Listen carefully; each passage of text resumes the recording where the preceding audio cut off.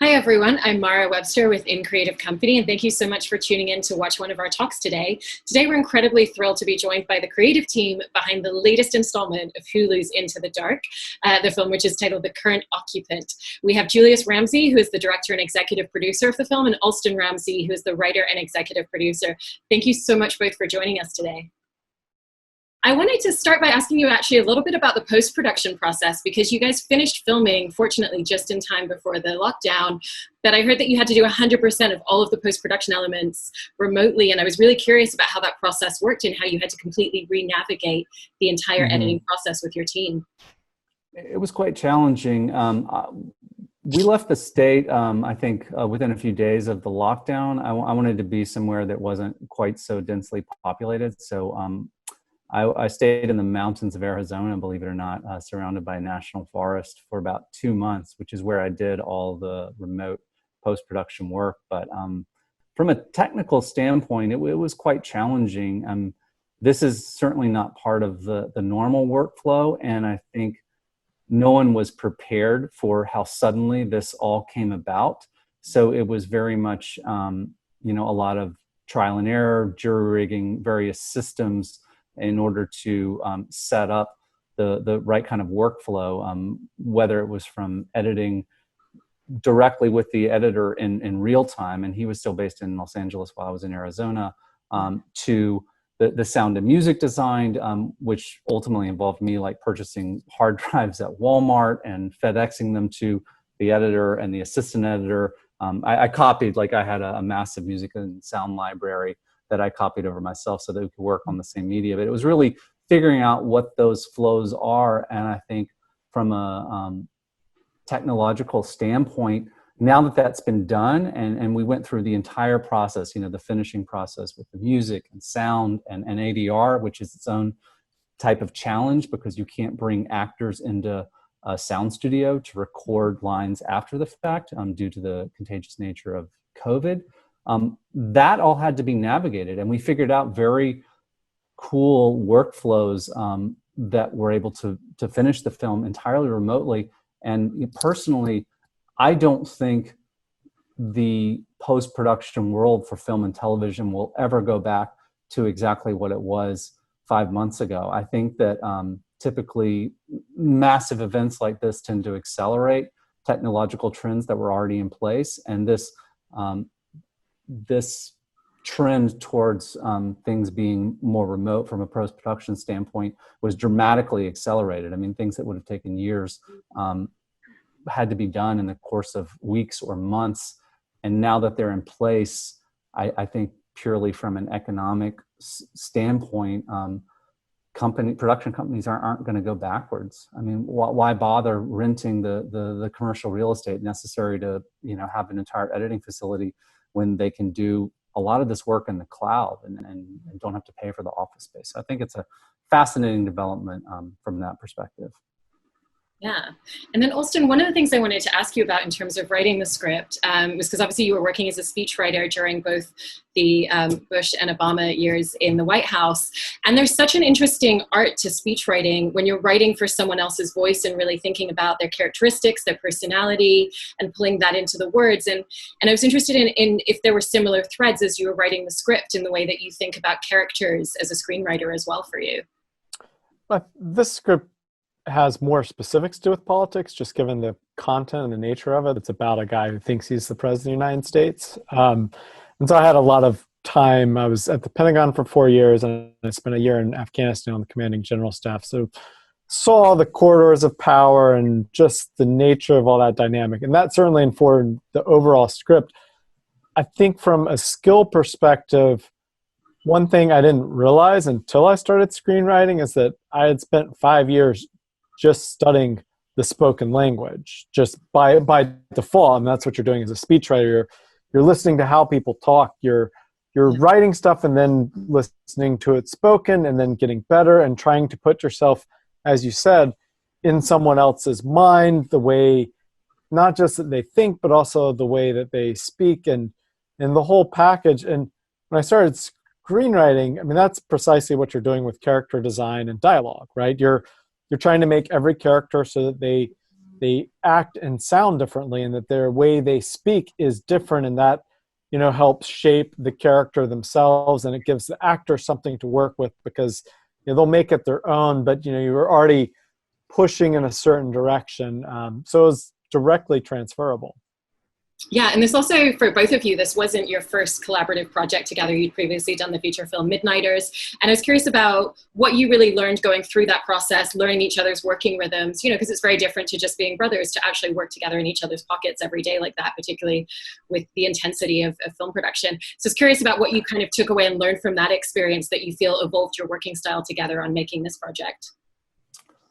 I think there's a lot of, I think trust is one of the most important things that whenever you're working with somebody, but particularly a sibling, that I certainly would trust my brother with my life, but when it's in a working relationship, especially film production, which certainly when you're on set, it feels so immediate, like do or die.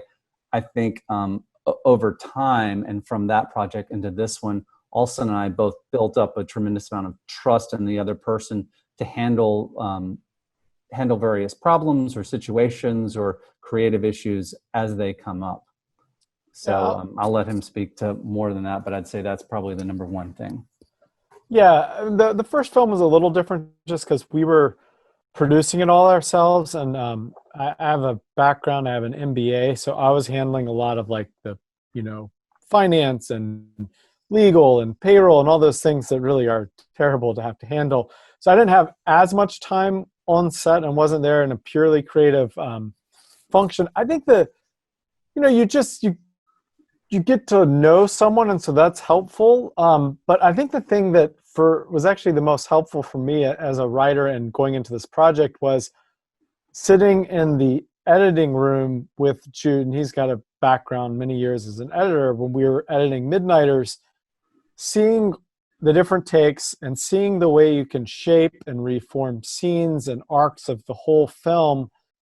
It really opened my eyes, and that's only when I really understood what he was doing on set and like what was in the direction and how you're trying to capture all the footage that gives you the flexibility in the editing bay to do, like, you know, you can throw out a high level thing like, well, make this character more empathetic, and a good editor can go and figure out how to do that in very subtle ways. So coming into this project, I think it was just really helpful for my own writing, because I knew like what to care about in the script and what not to, because of what's going to happen. And then just on set, understanding what he's doing and knowing the trust issue, like completely trusting him. And then also knowing like, what are the places where, because I'm sitting on monitor watching, it might be helpful for me to come offer a suggestion, which, you know, he can say, bugger off if he wants. I respect that as director, but he normally listens just because I think I have a much better idea of where it's useful to weigh in, and then what are the things where like it's not and it doesn't matter and it's not consequential. Yeah. And one of the things I always think is so interesting about the creative process, particularly with writing and directing, is throughout the entire process, there's a number of other voices that are involved in, and you're always getting suggestions and thoughts and ideas from everyone around you. So for the two of you, did you kind of figure out what a process was of like how you were going to navigate when to listen to your gut and really stand your ground and fight for a choice that you believed in, and when you kind of started to think, okay, maybe this person's idea is right, maybe we should think about doing something a little bit differently? So how do you kind of navigate that side of the entire process, because it's happening throughout every step of making the film? You mean between us or just with the other people considering us as with all the other voices coming in into the pool of it? Well, that's where it's very useful to have a partner that you trust completely, because we can have candid conversations and perform some of that analysis as to what are the creative choices that we agree with, what do we not agree with, and what are the things that are worth fighting for, and what are the things that you're just going to needlessly spend your political capital, which the reality is you need to conserve that in a business where you're not personally paying for a film. Other people are financing it, and it's going to air on a platform that's, you know, a corporate behemoth. So you have to be very cognizant of what all those trade-offs are in order to bring a vision to life that you want, and have the resources to do so. So I think that's what's really nice about having that partners. You have that built-in private sounding board, and then the two of you, once you're in agreement, you can present a unified front to the world. And I think too that one of the things I've found just interesting about our relationship, how it regards films, is that we have our arguments for siblings, strong-headed siblings, in each our own way. They tend not to be about anything creative. Like creative stuff, we're almost always in lockstep, and the stuff where we don't see quite eye to eye is like, I cannot think of a single example of something where I like wanted to pound my fist on the table and say, no, that's not the way to do it creatively, because most stuff where we disagree is like really itsy bitsy. So I mean, it's useful. It's just what he said, the way, like, yeah, if we both react very badly to something, we're like, that's going to be problematic for the story, then that's a pretty good sign. It's something to push back on. Yeah. And also in terms of this being an anthology, it's within the second season with your installment coming out. And so audiences have kind of an idea. And even though every film is individual, there's kind of that tonal thread that pulls them all together. They still all feel like they're part of the same family. So I was curious about how you thought about that as you were writing the script and directing it, and how you wanted to really carve out an identity for this film where it was going to be a great standalone piece, but also still fit within the world of Into the Dark. I feel like the main link, at least from our perspective, to Into the Dark was the July 4th holiday, and to that end, the film is imbued with many themes of patriotism. I mean, that's really the subject matter. But I think the great thing about Blumhouse is that they're willing to take risks, they're willing to roll the dice, and they're willing to support filmmakers when they want to do something different. And that's one of the wonderful things about Into the Dark as a series, is there's a very diverse range of genres that fit into the larger horror umbrella. I mean, I think you have some films that lean a little bit more into the camp. Some films are a little bit more about relationships per se, or teen thrillers, that kind of thing. Whereas our film, at least in my estimation, was much more of a deeper political horror, psychological thriller, with some pretty heavy psychedelic elements integrated into it. So I think in many ways it was very, very different than a lot of the previous Into the Darks. Yeah. And when you both came up with the original concept, was the idea behind it always going to be that it was really going to focus more on the mental and the psychological side of things, and that was how you were going to kind of circumvent and play with audience expectations of what might happen? Absolutely. Yes. Yeah. Right, Alston? Yeah, totally. We came into it, I think one of the types of movies we both always wanted to work on was an institutional horror film. And so we were aware of the series, and we had talked with them about a few ideas that didn't quite fit, and we knew that the July 2020 slot was still open. So that's when we started shaping some ideas we had bounced around before into this film to go in for a proper pitch of it. And yeah, the institutional horror element of it really made sense, because it's this, this genre or subgenre is about these forces, whether they're bureaucratic, but they're trying to crush the human spirit, destroy all agency of the protagonist. And it really made sense when we started thinking, well, if this is going to be a horror movie about the President of the United States, what would happen if you put the most powerful person on the planet in the most powerless situation, and, kind of go from there? And so that was really the genesis of it all. Yeah. And one of the ways that you kind of play with the audience a little bit, which I thought was so clever, is it's not just about what you see on screen. There's so many delicious and beautiful moments where we don't hear a line that an actor is saying to someone else on screen, or there's something that's happening outside of the camera shot. So how did you kind of map out what those moments were going to be from the script to the camera choices that you made, and what details you were going to give us, and when you were going to really pull that back and leave it to our imaginations? I would say a lot of that was designed in the pre-production stages. I mean, when I was going through along with the director of photography, Corey Jeriak, who was absolutely incredible, and he and I are mapping it out. I mean, I think those moments, I mean, there was the general approach, and then there was the very specific approach that was done immediately prior to the shoot, where we're doing very detailed shot list. We're mapping it out from that perspective. That said, once we got to editorial, and we had a fantastic editor named Thad Nursky who just did a brilliant job, there was a lot of leeway, and there was some reinvention. I would say the overall tone and sensation of the film that we wanted to create and that we shot on location was very much in line with the final product. But within that, there was a lot of shading and a lot of choices that we made during this arduous, remote post-production process. And I think too that it's the question. I mean, it goes back to from the get-go with the movie. We always knew that the spine of the film would be, well, is this guy the president, or is he a crazy person who thinks he's the president? And so from the very beginning, we knew we were going to be riding that line, and that we wanted to, every time you say, oh, he is the president, we want to then do something that says he's not. And that's a real delicate balancing act that took place in the initial script. It took place with getting notes. And then I think probably most importantly with the shoot and the edit was, once you see what you've got, like, how do you start adjusting to make sure that it doesn't tilt one way or the other? Yeah.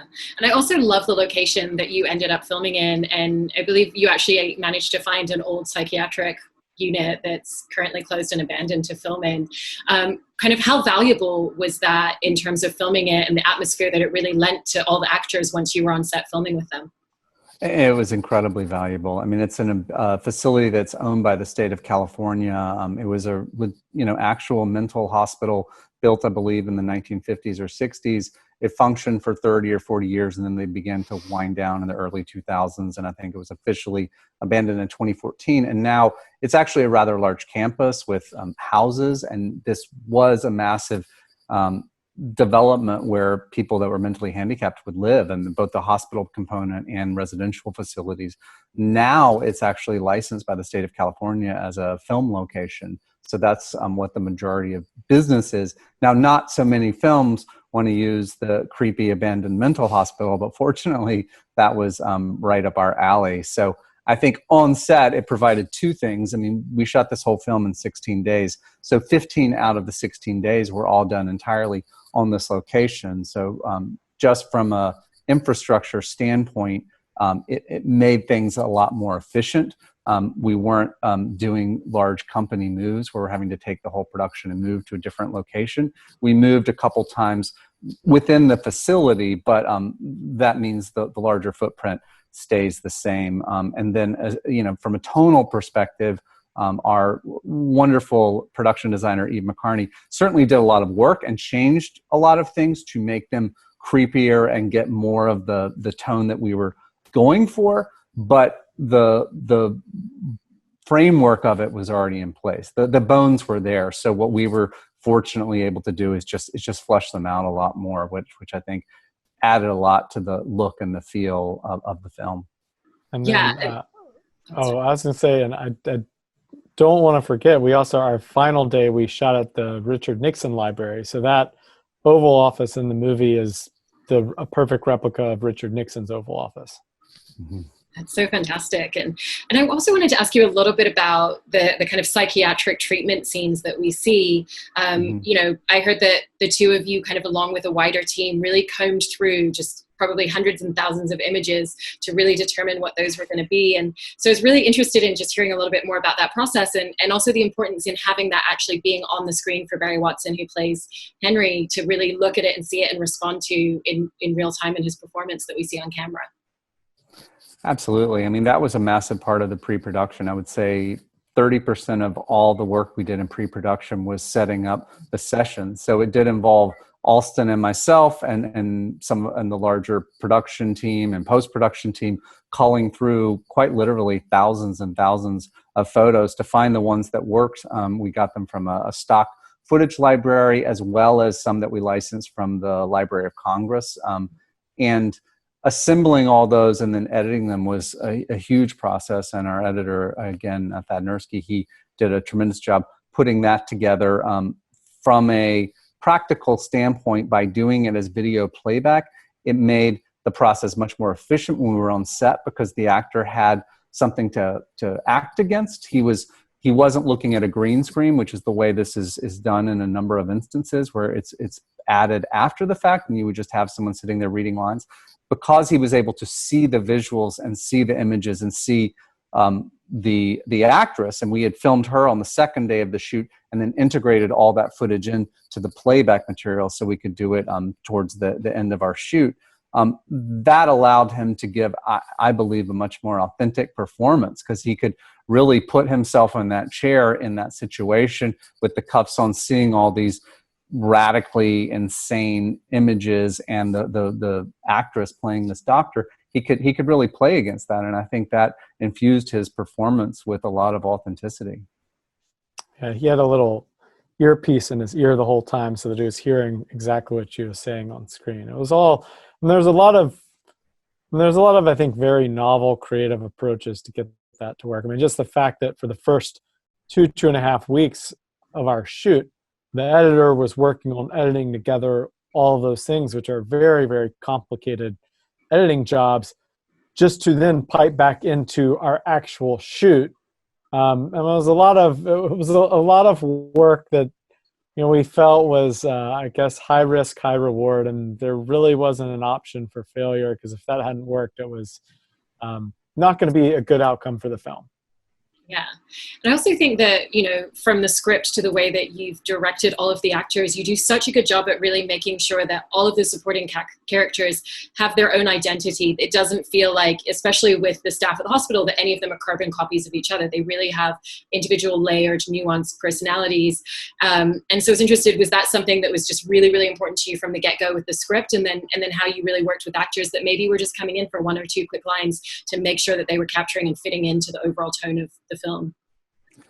I'm a very detail-oriented director. I believe that if the details are wrong, if the details don't appear and feel genuine, that it shatters the illusion of verisimilitude that the audience needs to have in order to really invest in the characters and invest in the film.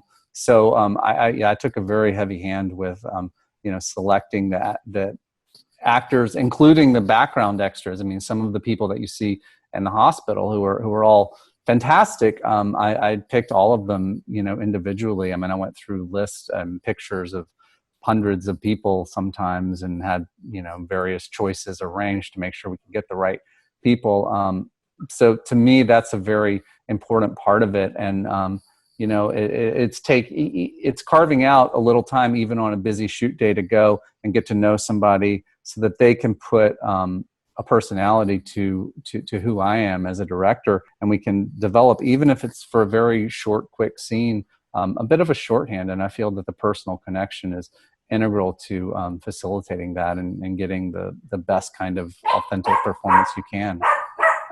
Sorry about the dog. I'm going to move real quick. But she's in the movie, so it's not totally irrelevant. She's she's featured in this session's treatments. She was individually cast and handpicked. She was. Well, I mean, she's kind of perfect for it, just how little Pomeranian. I'd also add, just on character design, there's an aspect when we are coming up with characters and with the original this framework, that if two characters feel like they serve the same role, why do you have two characters? It should just be one. And I believe there was actually, I don't remember if we had another sort of antagonistic character or we just had like a much bigger balance between, I think it was the vice president. And we realized, like, well, these two are playing the same role, so we need to like move it all into one antagonist, and this other one's got to become a much lesser character because this doesn't make sense. They're overlapping too much. They're not going to stand out as their own individuals in that case. So we are certainly thinking about that. And, each one represents something a bit different. So, the orderly's more the muscle and the terror of like physical brute strength coming down on you. The doctor is more like psychological distress and how do you break down someone's head. And then the administrator is more just, the faceless person behind a bureaucracy that just does these things and you never get answers from it. I mean, he's like the DMV on steroids. And Julius, I wanted to ask you a little bit about Barry's performance, because there was something interesting that he said in talking about the movie, where he was saying, because of the intensity of this character, that he found it a little harder to shake this character than he usually does. And I was interested in how you kind of worked with him to really carve out a space that he could step into the character and inhabit in the way that he needed to, and hold on to it in the moments that he needed to, but also, to be able to step away from it when he needed to step outside of it at the end of the day as well, and how the two of you really worked hand in hand collaboratively on all of those elements and creating a safe space for him as a performer.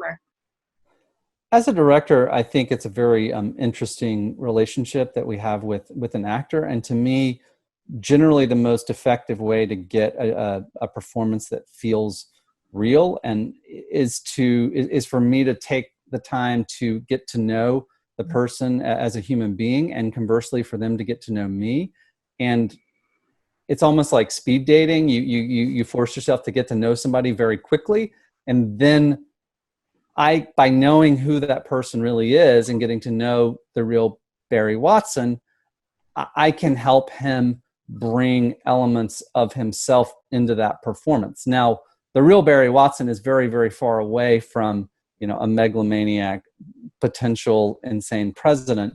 But by knowing him and developing that kind of emotional shorthand where we understand one another and can pick up on various emotional cues that I'm looking for in the performance, and he, more importantly, knows that I understand him, I think it gives him a better chance of success. To me, the way I view the director-actor relationship is that actors are walking on a tightrope. They're a trapeze artist walking across a tightrope at a very high height. The director is the net. If they know that there's a net there, if they know that someone is watching them, if they know that someone understands what they're trying to do, if they know that someone empathizes with their performance and really gets it, they're going to walk across that tightrope with confidence. But as soon as they start to think there's nobody there, they start to fear that there's no net. And that's when people, slip and fall. So to me, a lot of that is developing that shorthand so they know that I understand what it is they're going for, where they're coming from, what that emotional place is, and that allows them to really, take some risk and not be afraid of falling at a high height.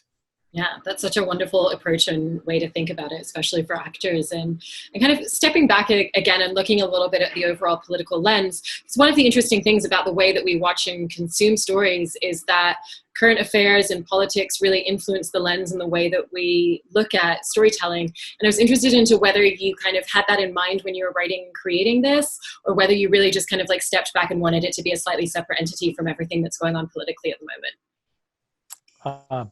Both, I think, which is to say, neither of us really feel like, I think we feel that good drama and good storytelling starts to fall apart if you have a message and you're just kind of whacking people over the head with it, because you lose all sense of the characters and the arcs and everything because you have something you explicitly want to say. And so we did not want to do that.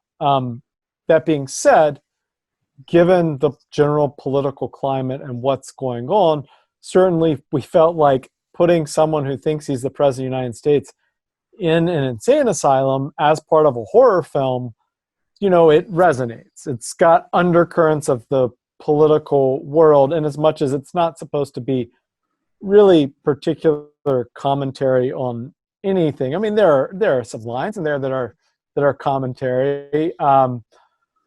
But I think we kind of played into the situation. And I mean, we could not have anticipated what's happened with COVID. I feel like that amplifies it in the sense that, the situation, like an institutional horror movie, is about being trapped, completely trapped at forces outside of your control that you can't bargain with, you can't logic with, you can't convince them that you're the sane one, because the more you push back, the more they think you're insane. And looking at the situation now, I mean, we're all like, we're quite literally trapped in our apartments. There's a disease you can't bargain with out there, and there's people making decisions on our behalves that are having some really catastrophic effects, and we can't really do anything about it. And that, to me, like, that's institutional horror. I mean, we're kind of like living in that insane asylum right now. And for each of you individually, is there a particular accomplishment in making this film that you're particularly proud of for yourself and what you managed to achieve? I feel that the psychological experiments and the treatments are a really unique visual style and language, and has not been seen before on film. So as a director, I feel very proud of that. That's a really good question. I'm very proud of our first film, and I don't think, we didn't have nearly as many resources. I think I'm probably most proud of, if you just look at this movie in totality, I think it shows a lot more range and growth as filmmakers, and it demonstrates a lot more of, how far we can push the boundaries as filmmakers when we have additional resources, as well as just, more experience. I'm, much better writer than I was several years ago, and I think Jude's a better director. And there's a lot of subtlety and things that we do a little bit better, but when you add them all up, I just think that the film shows creative growth. Yeah, that's so fantastic. And I really can't wait to see what you both do together next based off of this film. And thank you so much for taking the time to talk to us about all of this today. Thank you so much for having us.